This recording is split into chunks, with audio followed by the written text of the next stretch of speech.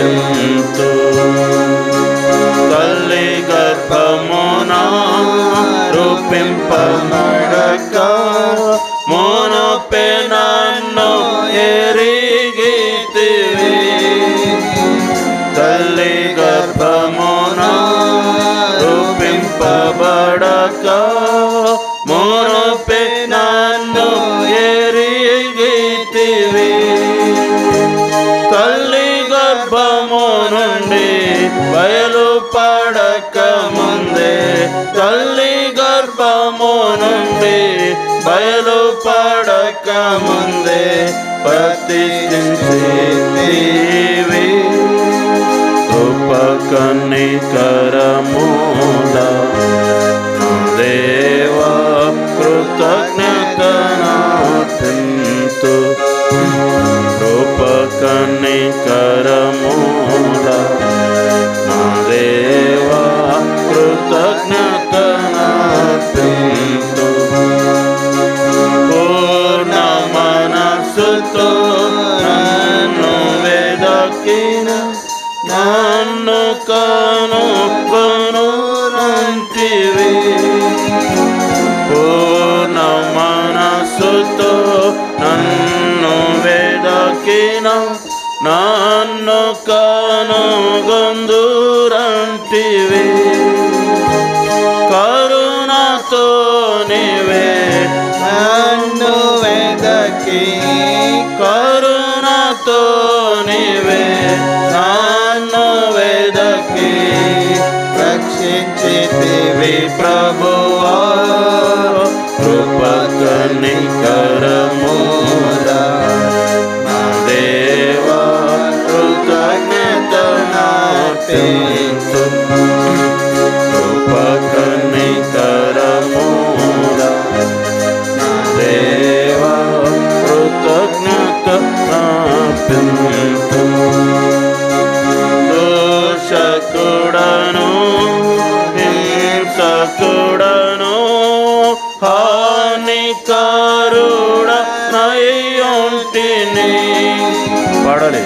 దోషకుడను హింసకుడను హానికరుడనయుంటిని. దాసునిగా నన్ను చేసుకుంటివి. దాసునిగా నన్ను చేసుకుంటివి. దోషముల బాపి కృపకనికరముల దేవా కృతజ్ఞతనార్పింతు. కృపకనికరముల దేవా కృతజ్ఞతనార్పింతు. ఇది నీ కొరకై విరువబడిన నా శరీరమని అంటివి. ఇది నీ కొరకై విరువబడిన నా శరీరమని అంటివి. ఇది నీ పాప క్షమ కొరకై, ఇది నీ పాప క్షమ కొరకై చిందిన రక్తమంటివి. కృపకనికరముల దేవా కృతజ్ఞతనార్పింతు. కృపకనికరముల దేవా కృతజ్ఞతనార్పింతు. నీదు కృపతో నన్ను నీవు రక్షించితివి. నీదు కృపతో నన్ను యేసు నన్ను నీవు రక్షించితివి. కాదు నాదు క్రియల వలన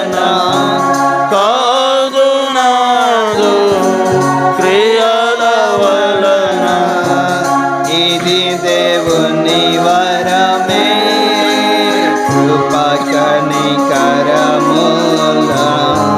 మా దేవా కృతజ్ఞతనర్పింతు కృపా కనికరములా మా దేవా కృతజ్ఞతనర్పింతు చెప్పన సఖ్యము మహిమయుక్తము నీవు సంగీన సంతోషము చెప్పన సఖ్యము మహిమయుక్తము నీవు సంగీన సంతోషము తప్పకుండా హల్లెలూయా తప్పకుండా హల్లెలూయా పాట పాడేదన్ కృప కనికరములా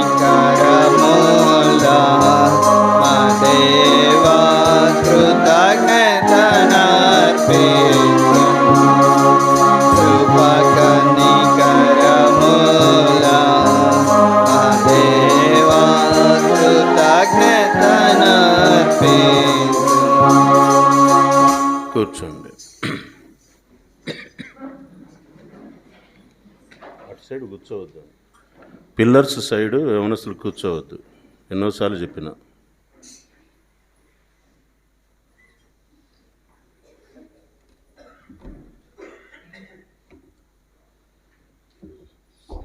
బైబిల్ పైకెత్తి బైబిల్ పల్లవి పాడుకుంటూ ఇది నేను బైబిల్ చదివిన వాళ్ళు ధైర్యంగా ఎత్తండి, చదవని వాళ్ళు ఎత్తకండి.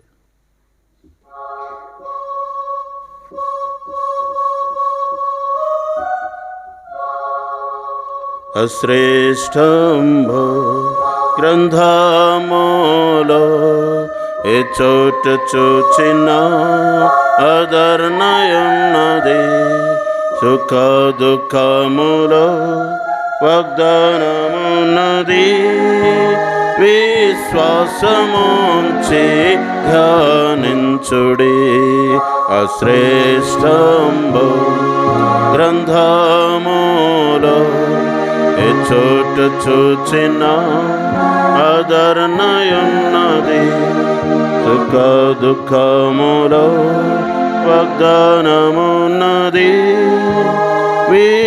విశ్వాసముంచి ధ్యానించుడి.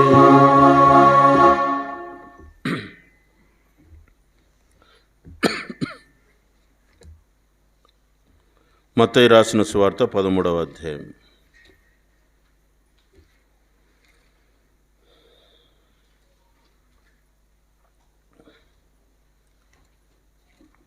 మత్తయి సువార్త 13వ అధ్యాయము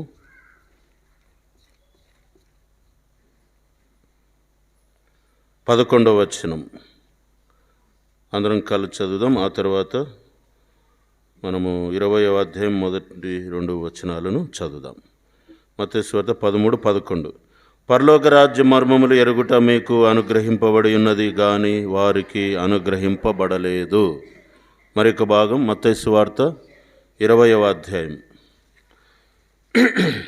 మొదటి 2 వచనాలు అందరం చదువుదాం. మొదటి 2 వచనాలు. ఏలైనగా పరలోక రాజ్యము ఒక ఇంటి యజమానుని పోలి ఉన్నది.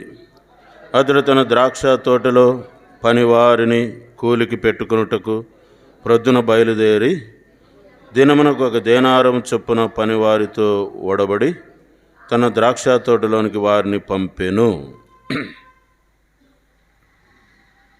16 కూడా చదువుదాం.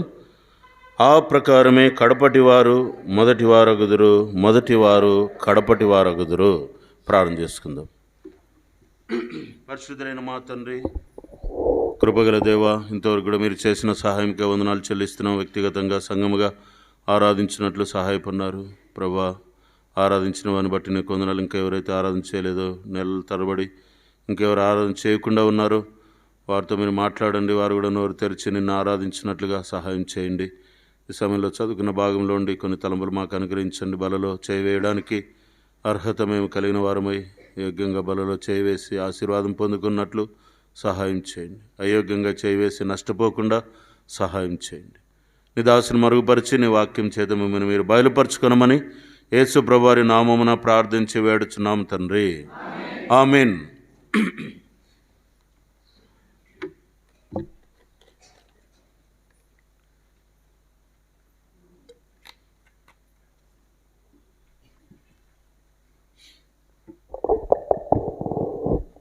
పరలోక రాజ్య మర్మములను గురించి మనం మత్తయి సువార్త 13వ అధ్యాయం 11వ వచనం ఆధారముగా ఈ బల్ల వర్తమానం ధ్యానం చేస్తున్నాం. పరలోక రాజ్యము దేవుని రాజ్యము రెండు ఒకటే అని చెప్పుకున్నాం. పరలోక రాజ్యము అంటే సంఘము, భూమి మీద ఉన్నటువంటి క్రైస్తవ సంఘం అంటే మనమే. ఇటు సంఘములో గిరిజంలో చేరి వస్తున్నటువంటి మనం పరలోక రాజ్య మర్మములను ఆ విషయాలను మనం తెలుసుకోవాలని దేవుడు మనకి తెలియపరుస్తూ ఉన్నాడు. ముఖ్యంగా గత దినాల్లో పరలోక రాజ్యమును గురించి 8 ఉపమానాలను ధ్యానం చేశాం. మొట్టమొదటిది విత్తువాని ఉపమానం, రెండవది గోధుమల గురుగులు, మూడవది ఆవుగింజ, నాలుగవది పులిపిండి, ఐదవది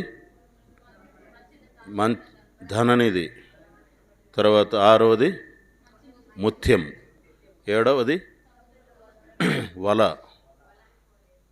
ఎనిమిదవది మంచి శాస్త్రి. పోయిన వారము శాస్త్రి యొక్క ప్రాముఖ్యమైన బాధ్యతను గురించి చెప్పుకున్నాం. ఏం బాధ్యత? సువార్త ప్రకటించుట. అంటే అతడు ఏదైతే హృదయంలో దేవుడు అతనికి ఇచ్చినాడో దాన్ని పొంది ఇతరులకు కూడా ఏం చేయాలా? పంచాలా.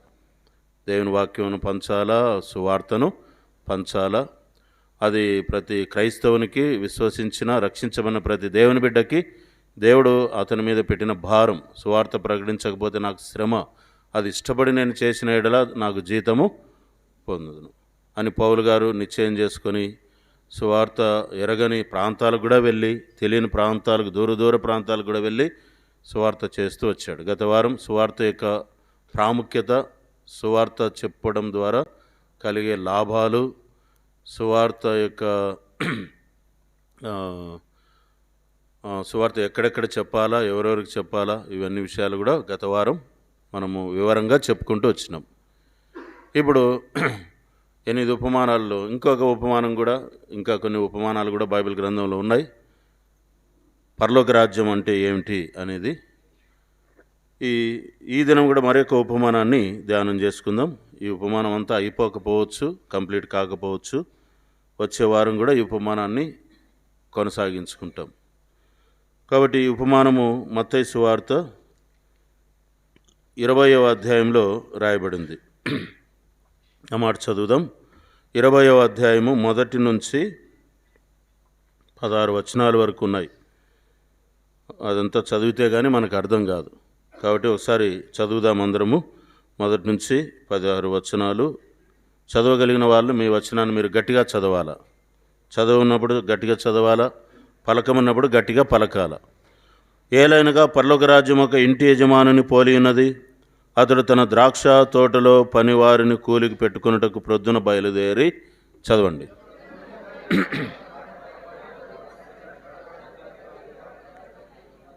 తర్వాత దాదాపు 9 గంటలకు వెళ్ళి సంత వీధిలో ఊరక నిలిచిన మరికొందరిని చూచి,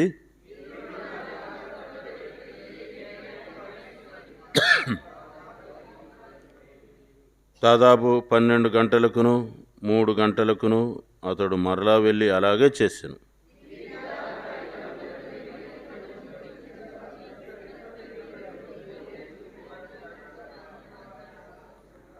వారు ఎవడును మమ్మను కూలికి పెట్టుకొనలేదనిరి. అందుకతడు, మీరును నా ద్రాక్ష తోటలోనికి వెళ్ళుడనెను.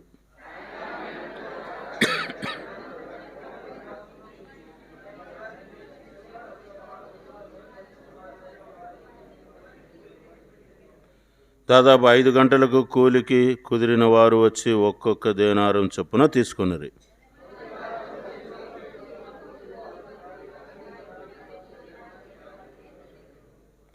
11, 12.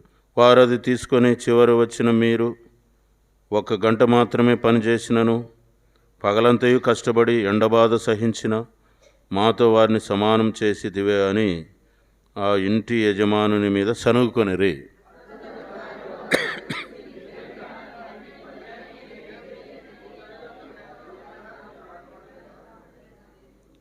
14.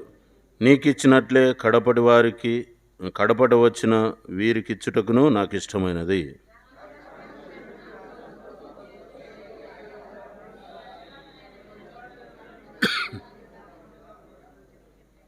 16. అందరం చదువుదాం. ఈ ప్రకారమే కడపటి వారు మొదటివారగుదురు, మొదటివారు కడపటి వారగుదురు.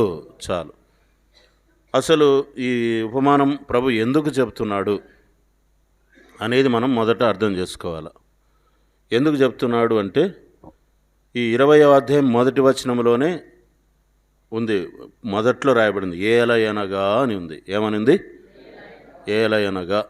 అంటే ఇప్పుడు ఈ ఏలయనగా అనే ఈ మాట ఈ 19వ అధ్యాయంలో ఉన్నటువంటి ఒక సందర్భానికి 20వ అధ్యాయంలోని ఈ సందర్భానికి లింక్ కలుపుతూ ఉంది. ఏం కలుపుతూ ఉంది? కనెక్షన్ ఇస్తూ ఉంది. పైదానికి వివరణగా ఈ 20వ అధ్యాయము ఈ ఉపమానం చెప్తున్నాడు. కాబట్టి ఏలయనగా, కాబట్టి ఇవన్నీ కంజంక్షన్ ఏమంటారు ఇంగ్లీష్లో? కంజంక్షన్ వర్బ్సా ఇవి? సరే, అంటే కనెక్షన్ చేసేటువంటి వర్బ్స్ అన్నమాట ఏలయనగా తెలుగులో చూస్తే. ఇప్పుడు 19వ అధ్యాయంలో ఒక సంఘటన జరిగింది. ఆ సంఘటనకి 20వ అధ్యాయంలో ఉన్నటువంటి ఈ సంఘటనకి మధ్య సంబంధం ఉంది. ఎందుకు చెప్తున్నాడు అంటే మనం 19వ అధ్యాయానికి వెళ్ళాలి. 19వ అధ్యాయంలో ఏముంది ఒకసారి చదువుదాం. 19వ అధ్యాయము 16వ వచనం. ఇదిగో ఒకడు ఆయన యుద్ధకు వచ్చి, బోధకుడా, నిత్య జీవం పొందుటకు నేను ఏ మంచి కార్యం చేయవలనని అడిగాను. అందుకు ఆయన, మంచి కార్యమును గురించి నన్ను ఎందుకు అడుగుచున్నావు? మంచివాడు ఒక్కడే. నీ జీవంలో ప్రవేశింపగోరిన ఎడల ఆజ్ఞలను గైకొనమని చెప్పాను. అతడు ఏ ఆజ్ఞలనని ఆయనను అడగగా, యేసు, నరహత్య చేయవద్దు, వ్యభిచరింపవద్దు, దొంగిలవద్దు, అబద్ధ సాక్ష్యం పలకవద్దు, తల్లిదండ్రులను సన్మానింపుము, నిన్ను వలె నీ పొరుగువానిని ప్రేమింపవలనని అనునవే అని చెప్పాను. అందుకు ఆ యవనుడు, ఇవన్నీ అనుసరించుచునే ఉన్నాను, ఇకను నాకు కొదవ ఏమని ఆయన అడిగారు. అందుకు యేసు, నీవు పరిపూర్ణుడు కొన్ని ఎడల పోయి నీ ఆస్తి నమ్మి బీదలకిమ్ము, అప్పుడు పరలోకమందు నీకు ధనము కలుగును, నీవు వచ్చి నన్ను వెంబడించమని అతనితో చెప్పాను. 22. అయితే ఆ యవనుడు మిగుల ఆస్తి గలవాడు గనుక ఆ మాట విని వ్యసనపడుచు వెళ్ళిపోయాను. ఇది జరిగింది. యేసుప్రభు దగ్గరకు యవనస్తుడు వచ్చినాడు. అతడు నిత్య జీవనకు వారసుడు. ఒకటి ఏం చేయాలంటే ప్రభు చెప్పాడు, నేను ఆజ్ఞలన్నీ పాటిస్తున్నాను అన్నాడు అతడు. అయితే ప్రభు ఏమన్నాడు, నీకు నా ఆస్తిని అమ్మేసి బీదలకు ఇచ్చి నన్ను వచ్చి వెంబడించమన్నాడు. ఆ యవనస్తుడు ఆ పని చేయలేకపోయాడు. అయ్యో, నేను ఇంతకాలం సంపాదించిన డబ్బు ఆస్తి అంత అమ్మేసి బీదలకు ఇస్తే ఇంక నాకేమొస్తుంది, నాకేం ఘనత కలుగుతుంది అని చెప్పేసి తను ఎంతో బాధపడుచు వెళ్ళిపోయాడంట. అప్పుడు ప్రభు ఒక మాట అన్నాడు, పలకండి. 23. యేసు తన శిష్యులను చూచి, గట్టి పలకాల, ధనవంతుడు పరలోక రాజ్యములో ప్రవేశించుట దుర్లభమని మీతో నిశ్చయముగా చెప్పుచున్నాను. ఏం చెప్పాడు? పరలోక రాజ్యంలో ధనవంతుడు చేరాలంటే అది ఎంతో దుర్లభం, అంటే కష్టము అని చెప్పాడు. అంటే ఆ మనిషిని చూసి వెళ్ళిపోతున్నాడు, ఏడ్చుకుంటా పోతూ ఉంటే ఆ మనిషిని చూసి, ఇట్లా ధనం మీద మక్కువ పెట్టుకున్న వాళ్ళు పరలోక రాజ్యంలో చేయడం దుర్లభము, కష్టము అని చెప్పాడు. సరే, ఆ మాట ఎవరు విన్నారు? ఇంకా ఏమన్నాడంటే, ధనవంతుడు పరలోక రాజ్యంలో ప్రవేశించడం కంటే ఒంటె సూది బొద్యములో, సూది బొద్యము అంటే ఈ సూది బొద్యం కాదు, యెరూషలేము పట్టణానికి గుమ్మాలు ఉన్నాయి. అది ఒకటి గుమ్మము, ఒక సూది గుమ్మం, సూది బొజ్జం అంటారు. అది కూడా చిన్నగా ఉంటుంది. ఈ సూది బొజ్జాలు కాదు, కానీ యెరూషలేము గుమ్మానికి 8 గుమ్మాలు, యెరూషలేము ప్రాకారానికి 8 గుమ్మాలు ఉన్నాయి. ఆ 8లో సూది బొజ్జం అనేది ఒక గుమ్మం, అంటే అది చిన్నగా ఉంటుంది, వంగి పోవాలా. మనుషులమే వంగిపోయేంత చిన్నగా ఉంటుంది, ఇంక ఒంటి ఆడ దూరుతుంది. దాన్ని పురస్కరించుకొని ప్రభు చెప్పాడు. సరే, ఈ మాట చెప్పేసరికి శిష్యులకు ఒక అనుమానం వచ్చింది. ఏ మాట చెప్పినాడు? ధనవంతుడు పరలోక రాజ్యంలో చేరడము దుర్లభము. అది ఒకటి. వింటున్నారా? కళ్ళు మూయకండి, వినాలా. రెండవది, ఒంటె సూది భుజంలో చూడడము సులువైతుంది, కానీ అతడు మాత్రం చేరడము కష్టం అన్నట్టు చెప్పాడు. ఈ మాట చెప్పేసరికి శిష్యులకు ఒక డౌట్ వచ్చింది. మనం కూడా మాట్లాడేటప్పుడు తలంపులు వస్తుంటాయి కదా, ఆలోచనలు వస్తూ ఉంటాయి అన్నమాట. అలాగే శిష్యులకు ఒక ఆలోచన వచ్చింది. ఏమని? ప్రభు, అట్లయితే పరలోక రాజ్యంలో ఎవడు చేరగలడు అన్నాడు. అది అయిపోయిన తర్వాత ఇంకేం డౌట్ వచ్చిందంటే పేతురుకు ఒక ఆలోచన వచ్చింది. మరి ప్రభువా, మేము సమస్తము వదిలిపెట్టి నిన్ను వెంబడిస్తున్నాం కదా, ఏమి సమస్తము వదిలిపెట్టేసి మా ఇండ్లను, మా యొక్క భార్యలను, పిల్లలను, కుటుంబాలను, అన్ని వ్యాపారాలను వదిలిపెట్టేసి నేను వెంబడిస్తున్నాం కదా, మాకేమి దొరుకుతుంది అన్నారు. ఎవరు? పేతురు. చూడండి ఆ మాట. పేతురు పలకండి. పేతురు, ఇదిగో మేము సమస్తమును విడిచిపెట్టి నిన్ను వెంబడించితిమి గనుక మాకేమి దొరుకునని ఆయనను అడగగా. పేతురు ఒక డౌట్, ఇవన్నీ ఎన్నో ఆలోచనలు వస్తాయి. ఈ ఆలోచనలు టకీమని పేతురు అడిగేశాడు. ఏమని అడిగేశాడు? ప్రభు, అన్ని వదిలిపెట్టిపోతున్నా, మాకేం దొరుకుతుంది? మాకేమన్నా లాభం వస్తుందా?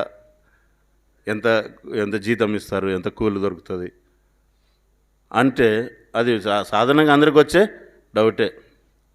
మీరు చర్చికి పోతున్నారు, ఎంత ఇస్తారమ్మా మీకు అని అంటారు కదా, మీ ఊళ్ళో అని అంటారనమాట. మీకు ఎంతో ఇస్తున్నారనమాట, పైనుంచి ఏదో వస్తుంది. అందుకే మీరు వారము ఎక్కడ పోతున్నారు? చర్చికి పోతున్నారు. మేము ఇయ్యలేదన్నా చెప్పినా నమ్ముతారు వాళ్ళు? నమ్మరు. ఏదో వస్తుంది, అందుకనే వీళ్ళు ఇంత కూలి వదులుకొని పోతున్నారు. ఎక్కువ వస్తుంది కాబట్టి ఇది తక్కువది వదులుకొని పోతున్నారు. ఇది మానవులకు ఉన్నటువంటి సహజమైన ఆలోచన. ఆనాడు పేతురుకు కూడా ఇలాంటి ఆలోచన వచ్చింది. ఎలాంటి ఆలోచన? మాకేమీ దొరుకుతుంది. ప్రభు అయితే సావధానంగా సమాధానం చెప్పాడు. ఏం సమాధానం చెప్పాడు? చూడండి. యేసు వారితో ఇట్లా, నేను పునర్జన్మమందు మనిషి కుమారుడు తన మహిమగల సింహాసనం మీద ఆసీనుడై ఉండినప్పుడు నన్ను వెంబడించిన మీరును 12 సింహాసనముల మీద ఆసీనులై ఇజ్రాయేలు 12 గోత్రముల వారికి తీర్పు తీర్చుదురు. ఏమన్నాడు? మీరు అన్నీ వదిలిపెట్టినట్టు కదా, మీరు నన్ను వెంబడిస్తున్న ఈ మీ 12 మంది శిష్యులకి ఏముంటుంది? పరలోకంలో మీకు సింహాసనాలు వేయబడతాయి. ఆ పునర్జన్మమందు ఆ సింహాసనం అనేది మీరు ఆసీనులై మీరు పరిపాలన చేస్తారు. 12 గోత్రముల వారికి మీరు తీర్పు తీరుస్తారు. 29. అంతేకాదు, నా నిమిత్తము అన్నదమ్ములు, అక్క చెల్లెండ్రు, తండ్రి అయినను, తల్లినైనను, పిల్లలనైనను, భూములనైనను, ఇండ్లనైనను విడిచిపెట్టిన ప్రతివాడికి ఎంత దొరుకుతుంది? తల్లిని, పిల్లలను, ఆస్తులను, పొలాలను పోగొట్టుకున్న ప్రతివానికి 100 రెట్లంట. ఎన్ని రెట్లు? అంటే దీన్ని త్యాగం అంటారా, పొదుపు అంటారా? త్యాగం అంటారా? త్యాగం అనరు దీన్ని, పొదుపు. మనం ఫిక్స్డ్ డిపాజిట్ చేస్తారు కదా, మీరు పోస్ట్ ఆఫీస్లో ఫిక్స్డ్ డిపాజిట్లు 1,00,000 చేస్తే దాన్ని డబుల్ కావాలంటే ఎన్ని నెలలు అవుతుంది? 1,00,000 డబుల్ కావాలంటే ఇప్పుడు 10 years, అప్పుడు 8 ఏళ్ళకు డబుల్ అయ్యేది, ఇప్పుడు పెరుగుతున్నాయి. 10 ఏళ్ళకి ఏమవుతుంది? 10 లక్షలు కలిపి పెడితే 20 లక్షలు అవుతుంది 10 ఏళ్ళకి. అది ఫిక్స్డ్ డిపాజిట్ అనమాట. అట్లనే ఈ లోకంలో మనం ఫిక్స్డ్ చేసుకున్నట్లుగానే నువ్వు ఏదైనా దేవుని కొరకు పోగొట్టుకుంటే నువ్వేం చేసుకుంటున్నావు? ఫిక్స్డ్ చేసుకుంటున్నావు. దానికి దేవుడు ఎంత ఇస్తాడంట? 100 రెట్లు. అంటే ఇది ఏదో త్యాగమని అనుకోం మనం. వాక్య ప్రకారం చూస్తే ఏంది? పొదుపు సంఘాలు ఉన్నాయి కదా, మీరు సిస్టర్స్ ఏం సంఘాలు పెట్టుకున్నారు? పొదుపు సంఘాల్లో డబ్బులు ఇంత చేసుకుంటే ఒకేసారి మనం తీసుకోవాలి, పొదుపు చేసుకుంటూ ఉంటాం. అట్లాగే క్రైస్తవంగా దేవుని కొరకు మనము ఏదైనా పోగొట్టుకుంటే ప్రభు అన్నాడు, అది నీకు ఏం చేయబడుతుంది, పరలోకంలో పొదుపు చేయబడి దానికి 100 రెట్లు ప్రతిఫలం వస్తుంది అని చెప్పాడు. సరే, ఇదంతా చెబుతూ మొదటివారు అనేకులు కడపటివారగుదురు, కడపటివారు అనేకులు మొదటివారగుదురు. ఇంకోటి చెప్పాడు, ఇదంతా మంచిదే, పొదుపు మంచిదే, 100 రెట్లు మంచిదే ప్రభా, సంతోషం అని పేతురు అన్నాడు. అనుకుంటాడు, బయట అనలేదు కానీ ఏమనుకుంటాడు, 100 రెట్లు వస్తుందా మాకు అని అనుకుంటాడు. కానీ ప్రభు ఇంకో మాట చెప్పాడు చూడండి, మొదటివారు అనేకులు ఏమవుతారు, కడపటి వారు అవుతారు, కడపటి వారు అనేకులు ఏమవుతారు, మొదటివారు అవుతారు. ఈ మాట చెప్పిన దానికి ఏలయనగా అంటున్నాడు. ఏ మాటకి? కడపటివారు మొదటివారు ఎందుకు కడపటివారు మొదటివారు కడపటివారు అవుతారు అనే దానికి 20వ అధ్యాయము 1 నుంచి 16 వచనాలు ఈ ఉపమానం చెప్తున్నాడు. సరే, ఇప్పుడు దీన్ని మనం అర్థం చేసుకోవడానికి చాలా విలువ ఉంది. దీన్ని అర్థం చేసుకోవాలి. మనం మందిరానికి వచ్చే ప్రతి ఒక్కరూ దీన్ని అర్థం చేసుకోవాలి. ఇక్కడ పేతురులో ఉన్నటువంటి పేతురు మాటలో ఉన్నటువంటి ఒక యుక్తికరమైన తలంపు ప్రభు పసిగట్టాడనమాట. పేతురు మాట్లాడుతూ ఏమన్నాడు, మేము ఇన్ని వదిలిపెట్టేసి వచ్చాం కదా, మాకేమి దొరుకుతుంది? లోపట ఏముంది పేతురుకు? ఒక ఆశ ఉంది. ఆశ, ఏదో దొరుకుతుంది అన్న ఆశ. ప్రభు దానికి సావధానంగా జవాబిచ్చాడు. తర్వాత ఏమన్నాడంటే, మీరు ఇలా ఉండొద్దు, మీరు ఇలాంటి ఆశ కలిగి ఉండొద్దు, ఏదో దొరుకుతుందని మాత్రం దేవుని దగ్గరికి రావద్దు. మీరు అట్లా వస్తే మొదటివారు కడపటివారు అవుతారు, కడపటివారు అన్నట్లుగా ఈ యొక్క ఉపమానం చెప్తున్నాడు. అంటే ఇప్పుడు ఈ ఉపమానము పరలోక రాజ్యంలో చేరినటువంటి దేవుని ప్రజలకు చెందింది, బయట వాళ్ళకి చెందింది. మందిరానికి వస్తున్నా, సంఘానికి వస్తున్నా, బాప్తిసం తీసుకున్నా, రక్షించబడిన, దేవుని మందిరంలో పనులు చేస్తున్నా, దేవుని కోసం ప్రయాసపడుతున్న వాళ్ళకు చెందింది.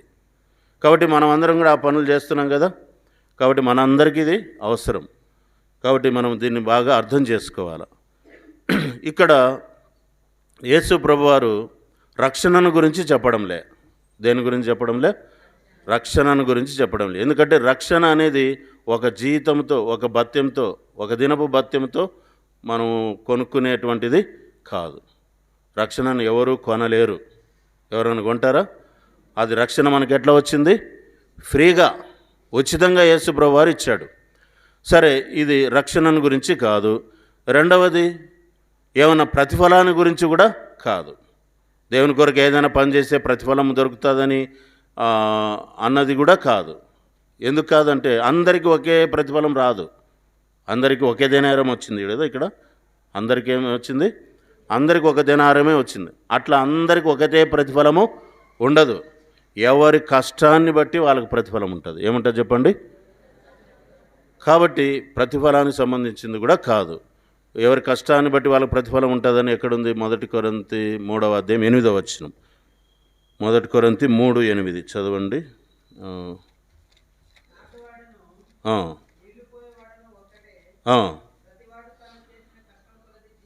ప్రతివాడును తాను చేసిన కష్టం కొలది జీతము పుచ్చుకొనును. కాబట్టి అందరికీ ఒకటే కూలా? అందరికీ ఒకటే జీతమా? ఎవరి కష్టాన్ని బట్టి వాళ్ళకి జీతం ఉంటుంది. కాబట్టి ఇది కష్టాన్ని గురించి కూడా కాదు. ఇంకోటి, దేని గురించి చెప్పాడు యేసు ప్రభువారు ఈ ఉపమానం అంటే, ఇది పరలోక రాజ్యంలో ప్రవేశించిన దేవుని ప్రజల యొక్క మంచి వైఖరికి సూచనగా ఉంది. వైఖరి అంటే తెలుసు కదా. వైఖరి అంటే ప్రవర్తన అంటే హృదయంలో ఉన్న స్వభావం. మంచి స్వభావం కలిగి ఉండాలి, మంచి ప్రవర్తన కలిగి ఉండాలని, లేదా మంచి వైఖరిని కలిగి ఉండాలని ఈ యొక్క ఉపమానం చెప్తా ఉంది. ఏమైనా వింటున్నారా? అందరూ నా వైపు చూడాలి. మంచి వైఖరిని సూచిస్తావు. ఇక్కడ ఇద్దరు పనివాళ్ళు ఉన్నారు, ఇద్దరు పనోళ్ళు ఉన్నారు. 2 రకాలైనటువంటి పనోళ్ళు. మొదటి రకం వచ్చేసి కూలి ఒప్పందం చేసుకొని పనిచేసేవాళ్ళు. ఎటువంటి వాళ్ళు? కూలి ఒప్పందం చేసుకొని పనిచేసేవాళ్ళు. చూడండి 20వ అధ్యాయం 2వ వచనం. దినమునకు ఒక దేనారము చొప్పున పనివారితో ఒడబడి మొదటి వారిని దినానికి ఒక దేనారం చొప్పున ఒడంబడిక చేసుకొని కూలి ఎంత ఇస్తామంటారు కదా. ఇప్పుడు ఎవరైనా కూలికి పిలిస్తే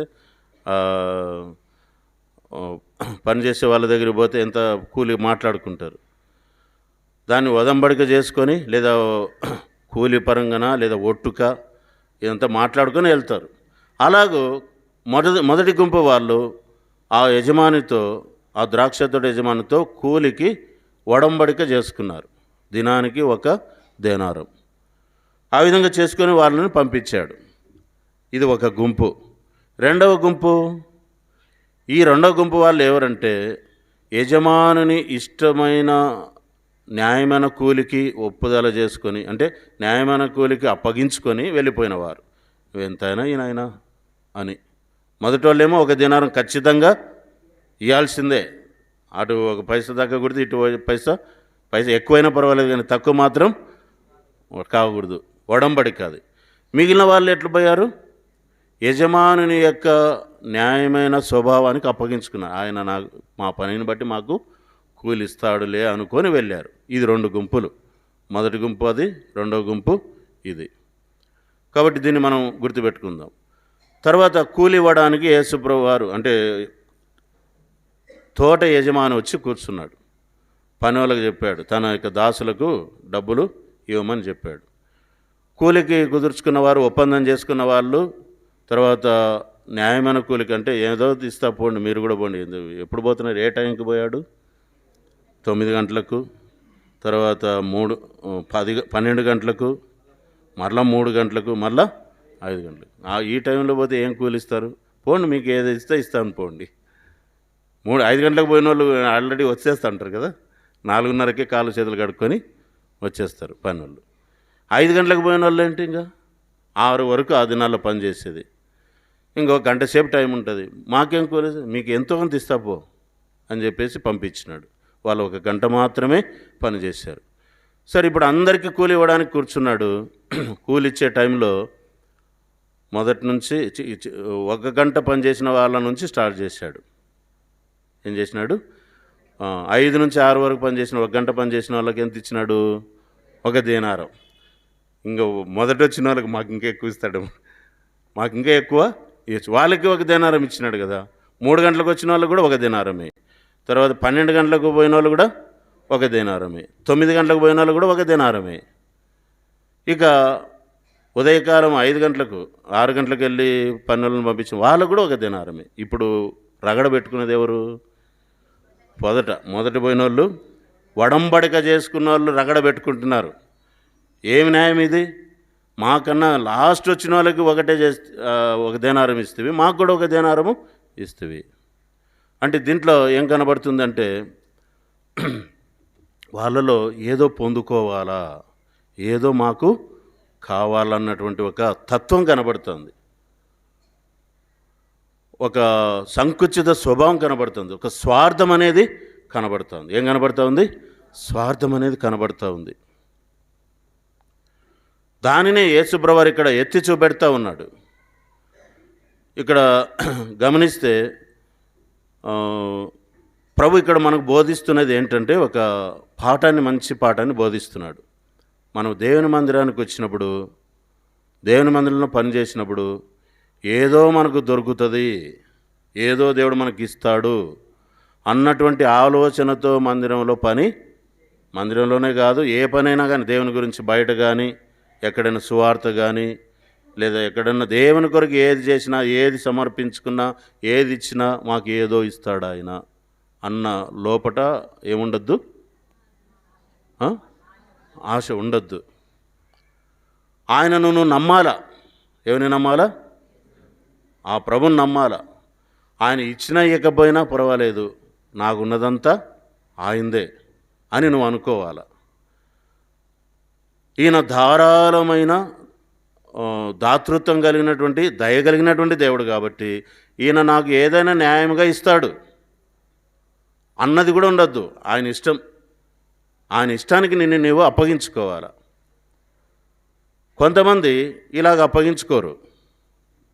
అందుకే ఈ వర్తమానము ప్రభు చెప్తున్నాడు, ఈ ఉపమానం చెప్తున్నాడు.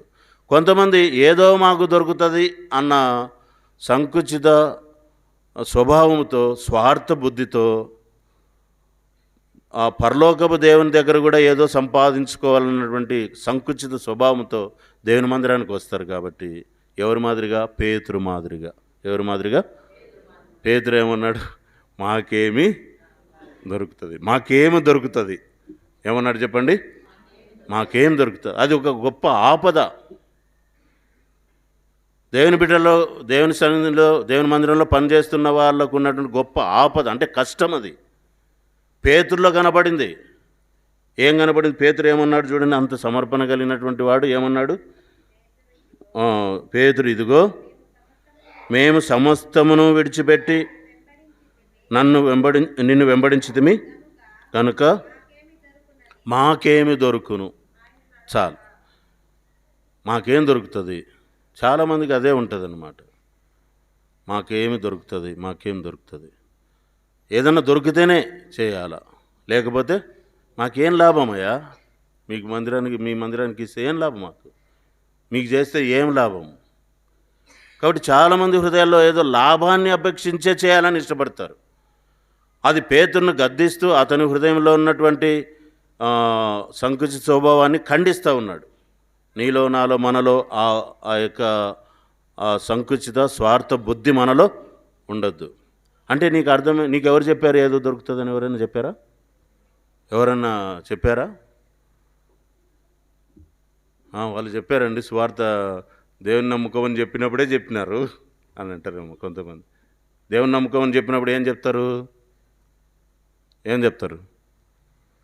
చర్చికి వస్తే అమ్మా మీకు రోగాలన్నీ పోతాయి, చర్చికి వస్తే అమ్మా మీ ధనము రెట్టింపు అవుతుంది. ఇంకా కొంతమంది చెప్తారు 10,000 వేస్తే ఎంత వస్తుంది మీకు? 1,00,000 రూపాయలు వస్తుంది. మీకు ఏమొస్తుంది? ఆ ఆశతో చాలామంది వస్తారు. అట్లా చెప్పే వాళ్ళు కూడా ఈ దినాల్లో ఉండారు. అట్లా పెద్ద పెద్ద బోధలు చేసేవాళ్ళు కూడా టీవీలో, యూట్యూబ్లో చాలామంది ఉంటారు, చాలామంది ఉన్నారు. వాళ్ళ పేర్ల గురించి మనం చెప్పాం. నువ్వు 10,000 దేవునికి సమర్పించుకుంటే నీ ఇంట్లో ఏమొస్తుంది? 1,00,000 రూపాయలు వస్తుంది అని బోధ చేసే పెద్ద పెద్ద బోధకులు కూడా ఉన్నారు. అట్లా ఇచ్చి రాలేదని మానుకున్న వాళ్ళు కూడా ఉండారు. ఏదిచ్చి ఏదో లాభం కోసం దేవుని దగ్గరికి రావాలని చాలామంది ఆ లాభాన్నే అపేక్షిస్తున్నారు. కానీ పేతురు మాదిరిగా నాకేమి దొరుకును. ఏంటి?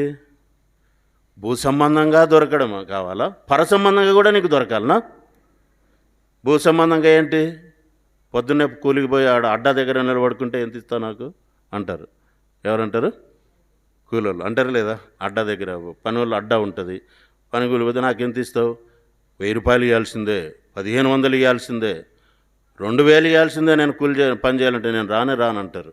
డిమాండ్ని బట్టి ఉంటుంది. పనులు ఎక్కువ మంది ఉంటే కూలి తగ్గిపోతుంది. ఈరోజు చాలా తక్కువ కూలి పడింది అంటారు. అంటే భూ సంబంధంగా ఏదో సంపాదించుకోవాలని మన ఆరాటం. అయితే ఆత్మ సంబంధంగా కూడా ఆ ఆరాటమేనా? అది మంచిదేనా? మంచిది కాదని యేసుప్రభువారు చెప్తున్నాడు. ఏమ్మా వింటున్నారా? వెనక కళ్ళు మోయకండి, చల్లగా ఉందేమో, ఇటు చూడాలక్క. ఈ ఆత్మ సంబంధంగా ఏదో లాభం కొరకు, దేవుని కొరకు పనిచేయడం అనేది అది ఆపదతో కూడుకున్నది, నష్టంతో కూడుకున్నది. అందుకే ప్రభు ఒక ఉపమానాన్ని, 16 వచనాలు ఉన్నటువంటి ఉపమానాన్ని చెప్తున్నాడు. కాబట్టి మన జీవితంలో కూడా దీన్ని మనము హెచ్చరిక తీసుకోవాలి, గ్రహించాలి. ఒకటి, మనము ఎట్లా పని చేయాలి అంటే మనము నిస్వార్థంగా దేవునికి పని చేయాలి. ఎట్లా పని చేయాలి? ఏదో నాకు పరలోకంలో దేవుడు ఇస్తాడన్నటువంటి అపోహలు నీవు కలిగి ఉండొద్దు. ఆయన ఎవరికి అన్యాయం చేయవాడు, ఇస్తాడు. ఇక్కడ ఏం చెప్పినాడు? 1 గంట చేసిన వానికి ఎంత ఇచ్చినాడు? అది ధారాళంగా ఇచ్చినట్టే కదా. ఎవరితో పోల్చుకుంటే పొద్దంతా చేసిన పనివానికి 1 దేనారం ఇచ్చినాడు. 1 గంట చేసిన వానికి ఎంత ఇచ్చినాడు? అంటే ఈయన ధారాళంగా ఇచ్చేవాడు. ఈయన ఇవ్వాలన్న తత్వం, ఈయన మంచి స్వభావం, దయగలిగిన వాడు. ప మొదటోళ్ళకి ఎందుకు ఒక దినారం ఇచ్చినట్టు వాళ్ళు ఒడంబడిక చేసుకున్నారు. ఏం చేసుకున్నారు? నాకు ఇంత ఇస్తేనే వస్తా. ఏమన్నారు? నాకు ఇంత ఇస్తేనే వస్తా. సరే, మీ ఒడంబడిక ప్రకారం మీకు అంతే, ఇంకొక పైసా కూడా నేను ఎక్కువ. అది మీ స్వభావాన్ని బట్టి మీకు దొరికింది. మీ సంకుచిత స్వభావాన్ని బట్టి నన్ను నమ్మని కారణం చేత నేను ఏదో తప్పుతానని నాతో ఏం చేసుకున్నారు మీరు. కాబట్టి మీరు ఏది అడిగారో అదే వస్తుంది. కానీ వీళ్ళు వచ్చారు, ఎంత ఇస్తారో అని అనుకోలే, ఎంతైనా ఇవ్వని. ఎవరు మమ్మల్ని ఈ దినం కూలికి పెట్టుకోలేదు. ఇచ్చినా ఇకపోని ఆ దయ, ఆయన దయ, పోయి పని చేస్తాము, ఎంతన్నా ఇచ్చినా పర్వాలేదు, తీసుకొని వస్తాం అని అనుకున్నారు. కాబట్టి వీళ్ళు నన్ను నమ్మిన దానిని బట్టి వీళ్ళకి నేనేమి ఇస్తున్నా? న్యాయముగా ఇతనికి ఎక్కువ ఇస్తున్నా నేను. కాబట్టి మన జీవితంలో కూడా మనము దేవుని మందిరానికి వచ్చినప్పుడు మాకేం దొరుకుతుంది, ఈ పని చేస్తే ఏమి ఇస్తాడు దేవుడు, మాకేం దొరుకుతుంది అని సంకుచిత స్వభావంతో, స్వార్థ బుద్ధితో మనం పని చేయొద్దు. దేవుడు నీకు న్యాయమైన కూలి ఇస్తాడు. ఏమిస్తాడు? ఇస్తాడన్న మనసు కూడా పెట్టుకోవద్దు. నాకు ఇవ్వాల్సిన అవసరం లే, నేనే నా జీవితాంతము దేవుని కొరకు నేను చేస్తా, ఏమైనా చేస్తా. నేను రుణస్థుడను. ఏమనుకోవాలి? నేను రుణస్థుడను. నేను ఇట్లున్నాను అంటే కేవలం ఆయన భాగ్యాన్ని బట్టే. కాబట్టి నేను ఆయన ఇచ్చిన ఇకపోయిన ప్రభువా, నేను నీ దాసుడను. నిత్యత్వంలో దేవుడు సమృద్ధిని మన కోసం సిద్ధపరిచాడు. అందులో పోల్చుకుంటే మనం చేసే పనికి ఎందుకు పనికి రాదు, మన సమర్పణలు ఎందుకు పనికి రావు, మన త్యాగం, మనం 24 hours పని చేసినా కూడా మనకు దానికి మనము ఎలా చెల్లించలేం. కాబట్టి ప్రభు ఏం చెప్తున్నాడు ఈ మాట? 20వ అధ్యాయం 1 నుంచి 16 వచనాలు చూస్తే ఒక పాటని మనకు నేర్పిస్తున్నారు. మీరు ఏదో దొరుకుతుందని ప్రభువును వెంబడించద్దు, నేను మీకు న్యాయమైనది ఇస్తాను. అయితే చూడండి, మొదటి వాళ్ళు ఎవరయ్యారు? మొదటి వాళ్ళు ఎవరయ్యారంటే కడపటి వచ్చిన వాళ్ళు. కడపటి వచ్చిన వాళ్ళు ఎవరు? వాళ్ళు దేవునికి అప్పగించుకున్న వాళ్ళు. చివరికి ఎవరు పోయారు? వాళ్ళు ఒడంబడిక చేసుకున్న వాళ్ళు ఏడికి పోయారు? చివరికి పోయారు. అట్లనే మనం కూడా అవుతాం. చివరికి ఎవరు పోతారు? ఒడంబడిక చేసుకొని, నాకు ఇంత కావాలా, నేను ఎవరిని అనుకున్నావు, నేను దేవుని కోసం పని చేయాలంటే నేను ఇంత చేయాలా అని ఆ దేవుని పని చేయడానికి, దేవుని తోటలో పని చేయడం కోసం ఒడంబడిక చేసుకున్న వాళ్ళు ఖచ్చితంగా ఏడికి పోతారు? నేను దేవునికి ఈ స్థలం ఇస్తున్నా, లేక దేవునికి ఈ యొక్క పొలం ఇస్తున్నా, లేక దేవునికి నేను నా ఈ నెక్లెస్లు అన్నీ కూడా దేవుని ఉండిలో వేస్తున్నా, నాకేంత రావాలా, దీనికి 100 రెట్లు రావాలా, ఇట్లా లెక్కలు వేసుకోకూడదు. నేనేం వేసినా, పోయిన వారం నేను 1,00,000 రూపాయలు వేసిన, ఎంత వేసినా నాకెంత కావాలా, ఇట్లా క్యాల్కులేసుకొని వేసుకుంటూ ఉండకూడదు ఇంటి దగ్గర. అది ఎవరిది? దేవుంది. మర్చిపోవాలి అది. ఇంకా ఇది పోయి చెప్పి అందరికి నేను ఇంత వేసినా అని కూడా చెప్పొద్దు. నీకేం రాదు, ప్రతిఫలం కూడా నీకు రాదు. నువ్వు చేసింది కుడి చేత చేస్తే ఏ చేతికి తెలియకూడదు, అది దేవుని కాబట్టి దేవునికి ఇచ్చేసినావు. దేవుడు నీకు ఎంతైనా ఇవ్వచ్చు, ఇవ్వకపోయినా పర్వాలే, ప్రభా ఇది నీది, నీకు అలాంటి బుద్ధితో ఉంటే దేవుడు నీకు ప్రతిఫలం ఇస్తాడు. కానీ నేను అది చేసినా, ఇది చేసినా, నేను అది ఇచ్చినా, నేనేమనుకున్నావు, ఈ స్థలంలో నాకు సగభాగం ఉంది, నేను చేసిన డబ్బులోనే దీన్ని కొన్నారు కాబట్టి ఒక భాగం నాదే అన్న తలంపు కూడా నీకు. కొంతమంది అంటారు, నేను చర్చికి మా స్థలమే బ్రదర్, అది ఇచ్చింది మా స్థలమే, నేను ఈ వ్యాన్ వ్యాన్కి నేను డబ్బులు ఇచ్చిన బ్రదర్ అంటారు. ఈ మోటార్ సైకిల్ నేనే కొనిపించింది బ్రదర్. ఏంది నువ్వు అంటే దానికి ఏదో నువ్వు ప్రతిఫలం ఇచ్చి, దేవునికి నేను చేస్తే ఏదో ప్రతిఫలం ఆశిస్తున్నావు కాబట్టి. అందుకే పేతురు హృదయంలో ఉన్నటువంటి దుర్బుద్ధితో ఉన్న స్వార్థ బుద్ధిని దేవుడు యేసుప్రభువు వారు ఖండిస్తున్నాడు. మొదటి వారు అనేకులు ఏమవుతారు? కడపటి వారు అవుతారు. కడపటి వారు అనేకులు ఏమవుతారు? మొదటి వారు అవుతారు. కాబట్టి పరలోక రాజ్యం అనేది, పరలోక రాజ్యంలో ప్రవేశం ఫ్రీ. అర్థమవుతుందా? పరలోక రాజ్యంలో ప్రవేశం ఎటువంటిది? ఫ్రీగా. అయితే పరలోకంలో ప్రతిదీ కాస్ట్లీ. పరలోకంలో ఏముంటుంది? ప్రతి వస్తువు కూడా ఖరీదైంది. దాన్ని నువ్వేం చేయాలా? దానికోసం క్రయం చెల్లించాలా, కష్టపడాలా, పని చేయాలా, ప్రార్థన చేయాలా, పరిచర్యలో పాలు పొందాలా. ఎంత భారంగా పనిచేస్తావో దేవుని కొరకు అంతగా దేవుడు పరలోకంలో నీకు ఏమిస్తాడు? ప్రతిఫలం ఇస్తాడు. దాన్ని నువ్వు అనుభవిస్తావు. పరలోక రాజ్యంలో ప్రవేశించడానికి ఫ్రీ. ఎట్లా ఫ్రీ? అన్నీ సిద్ధపరచబడినట్టువే. మొట్టమొదటిగా పరలోక రాజ్యంలో ప్రవేశం కొరకు ఆయన చేతులు చాపబడి సిద్ధంగా ఉన్నాయంట. ఎట్లున్నాయి చెప్పండి? ఆయన చేతులు చాపబడి సిద్ధంగా ఉన్నాయి. యెషయా గ్రంథము 65:2 చదవండి. త్వరగా ఈ వచనాలు చదవండి. పరలోక రాజ్యంలో ప్రవేశించే వాళ్లకు అన్నీ సిద్ధంగా ఉన్నాయి. మొట్టమొదటి ఏం సిద్ధంగా ఉన్నాయి? ఆయన చేతులు సిద్ధంగా ఉన్నాయి. నడుచుకొనొచ్చు లోబడనల్లని ప్రజల వైపు సిద్ధంగా ఉన్నాయి. ఆయన చేతులు చాపబడి ఎట్లున్నాయి? సిద్ధంగా ఉన్నాయి. యెషయా గ్రంథం 59:1-2 వచనాలు చూస్తే, నా చేతులు కురచ కాలేదు, రక్షింపనేరకై ఉన్నట్లు యెహోవా హస్తం కురచ కాలేదు. అంటే మొట్టమొదట పరలోక రాజ్యంలో ఆహ్వానాన్ని ఇచ్చేటువంటి చేతులు ఏం చేయబడ్డాయి? చాపబడి సిద్ధంగా ఉన్నాయి. ఇది మొదటిది. రెండవదిగా చూస్తే పరలోక రాజ్యంలో చేర్చుకోవడానికి దేవుని హృదయం కూడా సిద్ధంగా ఉంది. ఎవరి హృదయము? దేవుని హృదయం కూడా సిద్ధంగా ఉంది. చూడండి, ఆ మాట మనం 1 యోహాను పత్రిక 1వ అధ్యాయం 7వ వచనం 9వ వచనం 7వ వచనం చివరిలో రాయబడింది, ఆయన కుమారుడైన యేసు రక్తము ప్రతి పాపము నుండి మనల్ని కడిగి పవిత్రంగా.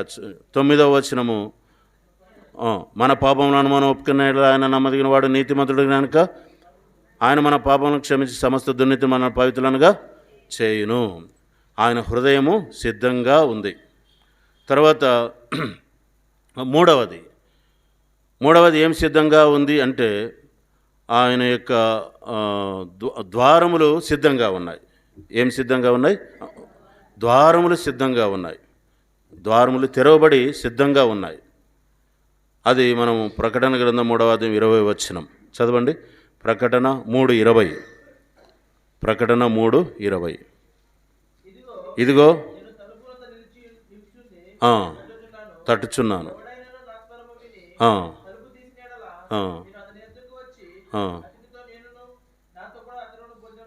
చాలు.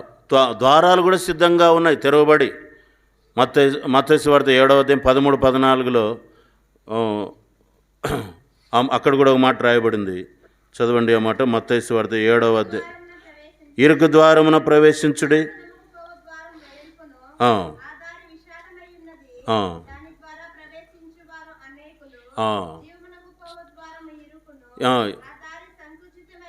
ఇరుకు ద్వారమైనటువంటి ఆయన ద్వారం కూడా ఏం చేయబడింది? తెరవబడి ఉంది. ఇది మూడవది. చాలు.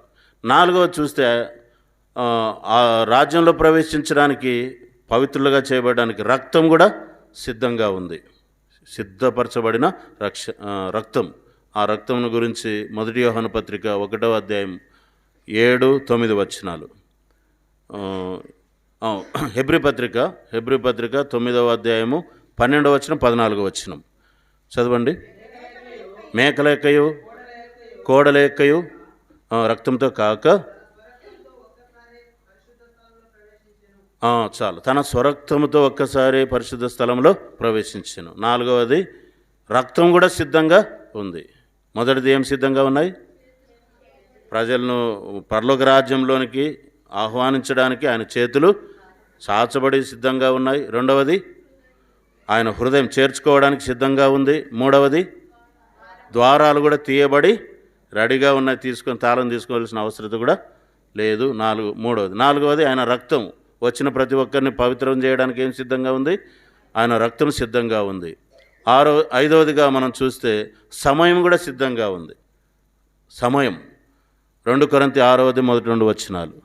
సమయం కూడా సిద్ధంగా ఉంది. అనుకూల సమయమందు నేను నీ మొర ఆలకించుదును. ఏ సమయం ఇది? ఇది అనుకూలమైన సమయం. 6వదిగా చూస్తే రక్షణ సిద్ధంగా ఉంది. వచ్చిన ప్రతి ఒక్కరికి రక్షణను దేవుడు ఇస్తున్నాడు. లూకా సువార్త 2వ అధ్యాయం 32వ వచనం చదవండి.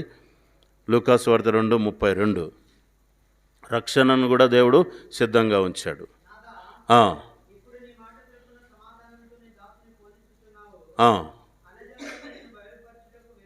వెలుగుగాను మహిమగాను సకల ప్రజల ఎదుట సిద్ధపరిచిన నీ రక్షణ. చాలు, సకల ప్రజల కొరకు సిద్ధపరిచిన రక్షణ అది సిద్ధంగా ఉంది. కాబట్టి ఎన్ని సిద్ధంగా ఉన్నాయి? పరలోక రాజ్యంలో చేరే వాళ్ళకి 6 సిద్ధంగా ఉన్నాయి.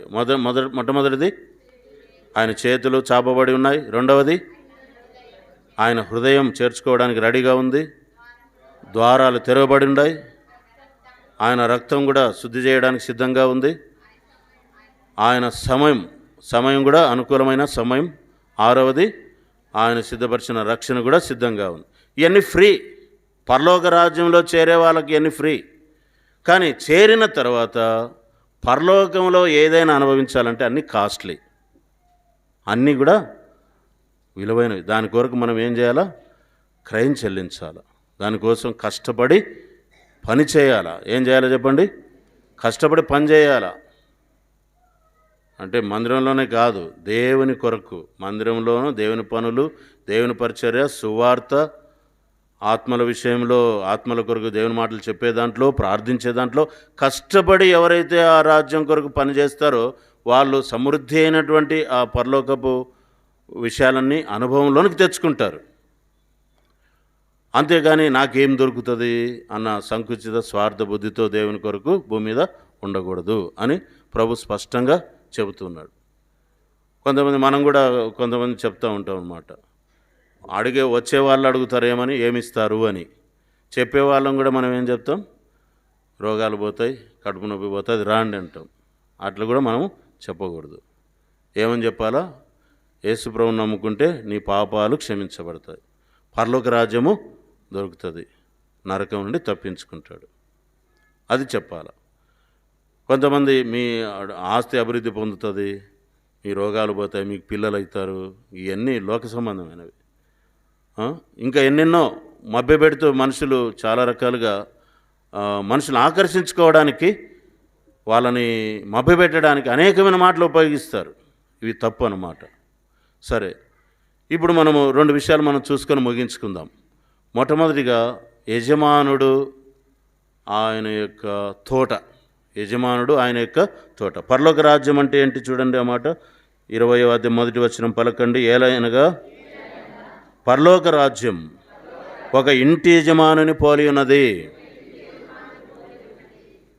అతడు తన ద్రాక్ష తోటలో పనివారిని కూలికి పెట్టుకొనుటకు ప్రొద్దున బయలుదేరి. చాలు. ఇప్పుడు పరలోక రాజ్యం అంటే ఎవరు? ఒక యజమానుడు. అంటే ఒక యజమానుని సూచిస్తూ, ఆ యజమానునికి ఏముంది? తోట ఉంది. ఏముంది చెప్పండి? ఒక తోట ఉంది. అంటే పరలోక రాజ్యం ఒక పెద్ద తోట వంటిది. ఎటువంటిది? పరలోక రాజ్యం ఎటువంటిది? ఒక పెద్ద తోట. ఈ తోట అంతా కూడా ఎక్కడి వరకు ఉంది? ఈ తోట అన్ని ఖండాల్లో వ్యాపించింది. అన్ని ఖండాల్లో. మనం మొదటి ఉపమానం చెప్పుకున్నాం. మంచి నేలన ఉంది, రాతి నేలన ఉంది, త్రోవ ప్రక్కన ఉంది, ముళ్ళ పొదల్లో, అన్ని స్థలాల్లో, గుట్టల్లో, కొండల్లో, ప్రపంచవ్యాప్తంగా ఎంత విస్తీర్ణం భూమి ఉందో ఆ భూమి అంతా కూడా వ్యాపించి ఉంది. ఏం తోట ఇది? ద్రాక్ష తోట. ఇది దేవుని తోట. అంటే పరలోక రాజ్యము అనేటువంటి ఈ తోట ప్రపంచవ్యాప్తంగా ఉంది. ఈ తోటలోనికి పని చేసే వాళ్ళు అవసరం. తోటలో ఏం పని చేయాలా? తోటలో పనులు ఉంటాయి, ఉండవా? ఉంటాయి. చాలా పనులు ఉంటాయి. ఒకటి పోతే ఒకటి ఉంటాయి. ఆ మొక్కలు చిన్నగా ఉన్నప్పుడు ఒక పని, పెద్దగా అయ్యే కొద్ది ఇంకా పని, పెద్దగా అయిన తర్వాత ఇంకా పనులు పెరుగుతూనే ఉంటాయి. కాబట్టి తోట కలిగి ఉన్నాడు. అలాగే మనం యెషయా గ్రంథంలో కూడా మాట చదువుదాం. నా ప్రియునికి ఒక తోట కలదు అని రాయబడింది. చదవండి మొదటి 2 వచనాలు. యెషయా గ్రంథం 5వ అధ్యాయం మొదటి 2 వచనాలు చదవండి. యెషయా గ్రంథం 5వ అధ్యాయం మొదటి. నా ప్రియుని గూర్చి పాడుదిన వినుడి, అతని ద్రాక్ష తోటను బట్టి నాకు ఇష్టడైన వానిని గూర్చి పాడుదిన వినుడి. చాలు. ఎవరి ద్రాక్ష తోట అనే విషయాన్ని అక్కడ చెప్తున్నాడు.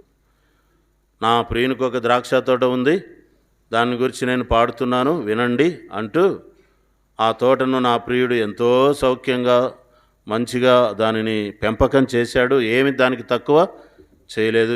వేశాడు, నీళ్లు పెట్టాడు, సమయానికి ఏదేది వేయాలో అన్నీ కూడా చేశాడు, మందు కొట్టాడు, పురుగు రాకుండా అన్నీ చేశాడు. కానీ ఏం జరిగింది? 7వ వచనం చదవండి. 7వ వచనం. ఇజ్రాయేలు వంశం సైన్యములకు అధిపతియగు యెహోవా ద్రాక్ష తోట. యూదా మనుషులు.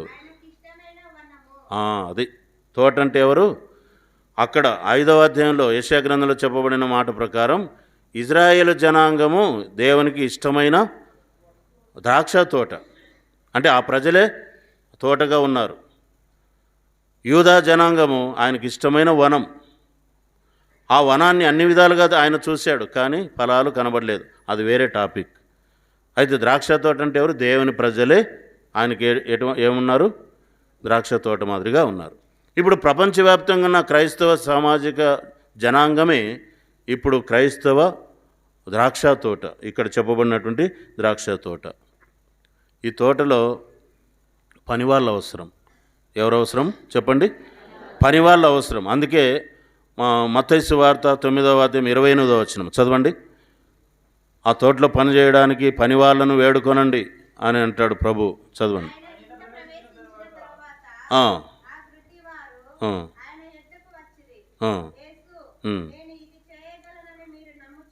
9:28 7వ అధ్యాయం 28 చదువు. 7:28 మత్తయి సువార్త. యేసు ఈ మాటలు చెప్పి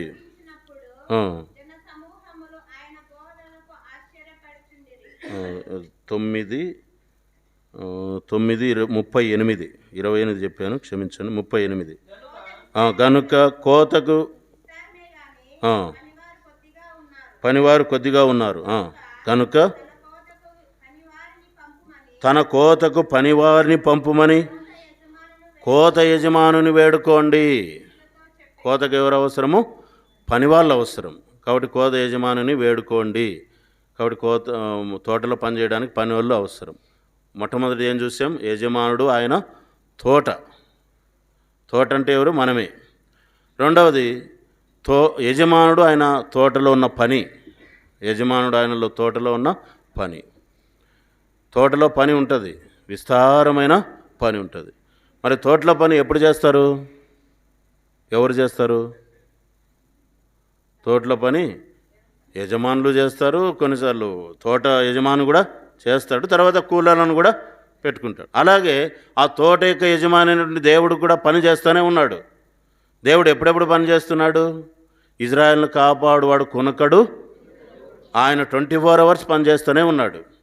ఆయన పాత నిబంధనలో పనిచేస్తున్నాడు, సువార్తల్లో పనిచేస్తున్నాడు, పత్రికలలో కూడా పనిచేస్తున్నాడు, ప్రకటన గ్రంథంలో కూడా పనిచేస్తూనే ఉన్నాడు. ఆయన ఎప్పుడైనా ఖాళీగా ఉంటాడా? ఆయన పనిచేస్తూనే ఉన్నాడు. సరే, మనం కూడా పని ఎప్పుడు చేయాలంటే చూడండి. యోహాను సువార్త 4వ అధ్యాయం 34-35 యోహాను సువార్త. యేసు వారిని చూచి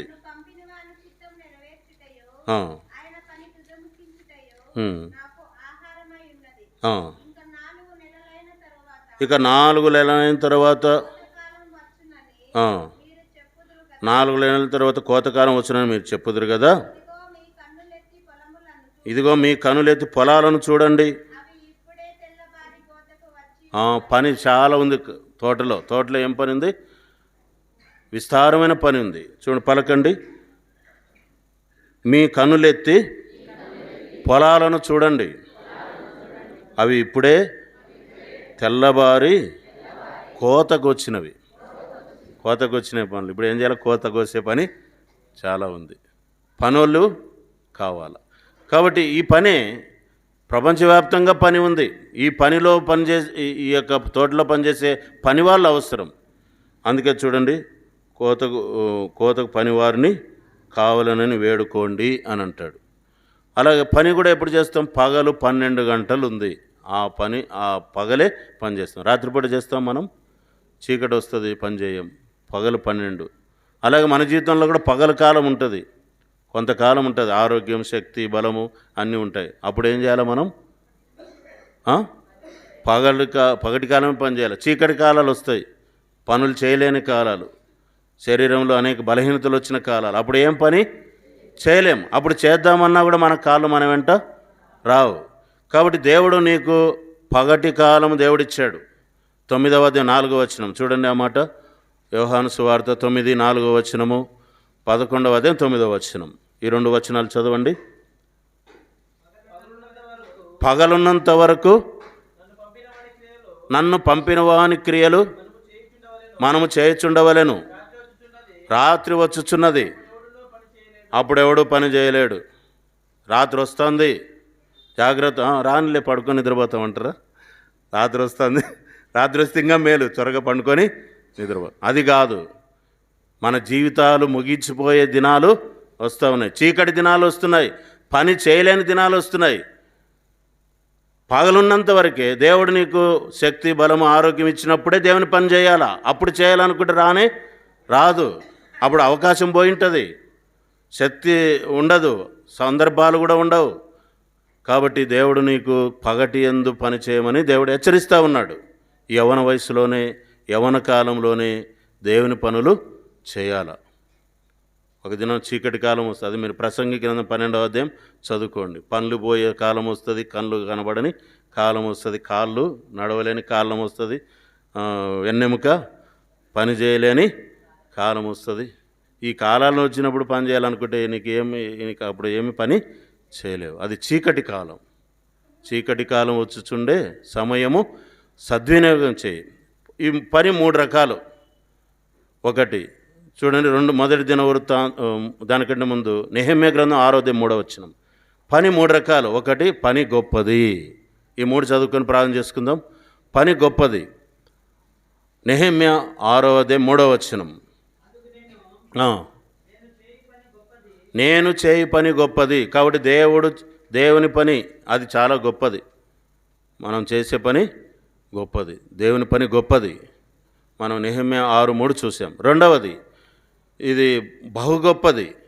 2 దినవృత్తాంతములు 29 మొదటి వచనం. 2 దినవృత్తాంతములు 29 మొదటి వచనం చదవండి.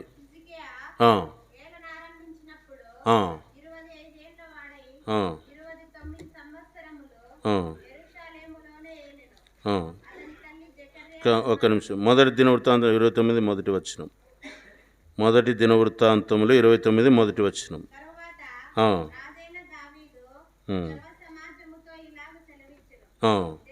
లాస్ట్లో ఉంది, దేవుడైన యెహోవాకే గనుక ఈ పని బహు గొప్పది. గొప్పది పని, దేవుని పని ఎటువంటిది చెప్పండి? మొదట గొప్పది నెహెమ్యా 6:3లో. తర్వాత రెండవది బహు గొప్పది.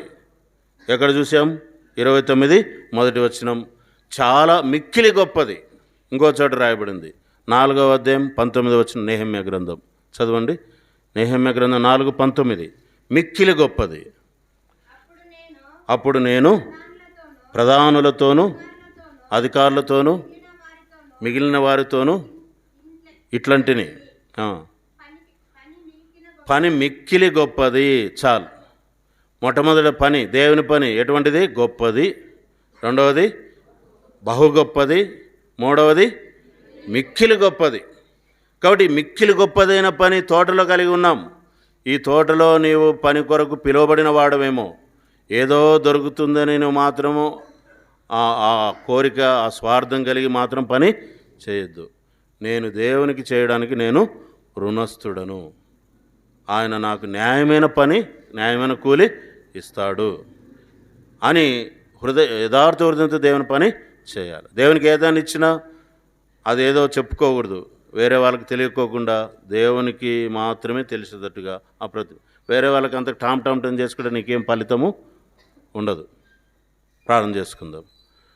ఈ ఉపమానం ద్వారా దేవుడు మొదటివారు కడపటివారు అవుతారు, కడపటివారు మొదటివారు అవుతారు. మరి నువ్వు కడపటివాడవుతావో మొదటివాడవుతావో నీ యొక్క హృదయం యొక్క స్వభావం పైన ఆధారపడి ఉంటుంది, నీ వైఖరి పైన ఆధారపడి ఉంటుంది. ప్రార్థన చేసుకుందాం.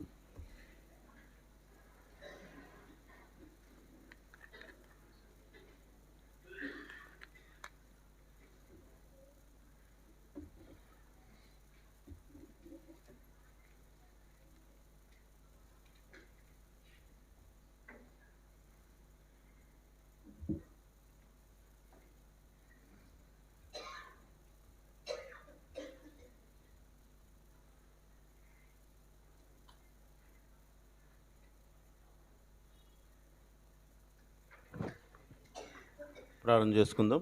పరిశుద్ధులైన మా తండ్రి, కృపగల దేవ, నమ్మకమైన మా ప్రభువ, జీవంగల రక్షక, సర్వోన్నతుడైన దేవానికి స్తోత్రాలు చెల్లిస్తూ ఈ దినం ప్రభా మందిరంలో గిరిజంలో చేరి ప్రభా ఈ సంవత్సరం చివరి ఆదివారం బల్ల చెంత చేరి ప్రార్థన చేస్తూ ఉన్నాం. మమ్మల్ని మేము మీకు అప్పగించుకుంటున్నాం. ఈ సంవత్సరం అంతా మేము ఎలాగో పని చేస్తూ వచ్చామో, ఎలాగో నీ యొక్క తోటలో పని చేస్తూ వచ్చినామో ప్రభా, మా యొక్క స్థితిగతులన్నీ కూడా ఎరిగినటువంటి దేవుడు ప్రభా, మమ్మల్ని జ్ఞాపకం చేసుకోనండి.